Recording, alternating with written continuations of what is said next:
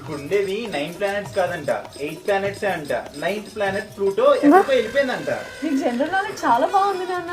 నువ్వు యూజువల్లీ ఏం చేస్తుంటావు నీ ఫ్రీ టైంలో? నేను జనరల్ నాలెడ్జ్ బుక్స్ చదువుతానండి. మా ఇంట్లో ఉన్న వాళ్ళందరూ కూడా జనరల్ నాలెడ్జ్ షోస్ చూస్తారు. మావాడు అనుకో SPD, power Rangers, ninja stamp, Pokemon చూస్తాడు. అలాగే పిన్ని, మొగల రేకులు, నాగపాములు అన్ని చూస్తూ ఉంటాం.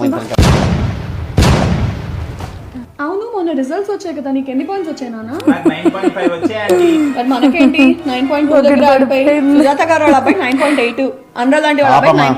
మీ మమ్మీ ఏం చేస్తుంటారా? మా మమ్మీ డాక్టర్ రా. సుజాత గారు ఏమో ఇంజనీర్. మరి నువ్వేంటమ్మా ఖాళీగా ఇంట్లో కూర్చొని హౌస్ వైఫ్ కింద? రే కోపం వస్తుందమ్మా, నాకు అలాగే కోపం వస్తుందమ్మా నువ్వు కంపేర్ చేస్తుంటే. చాలా మంది చిన్నప్పుడు ఈ కంపారిజన్ ఫేస్ చేసి ఉంటాం కదా. సో మనం చేయగలిగింది ఏంటంటే అట్లీస్ట్ నెక్స్ట్ జనరేషన్కి ఈ ప్రెషర్ మనం క్రియేట్ చేయకుండా ఉంటాం. ఈ కంపారిజన్ అనేది వాళ్ళలో ఇన్ఫీరియారిటీ తప్ప ఇంకేం క్రియేట్ చేయదు.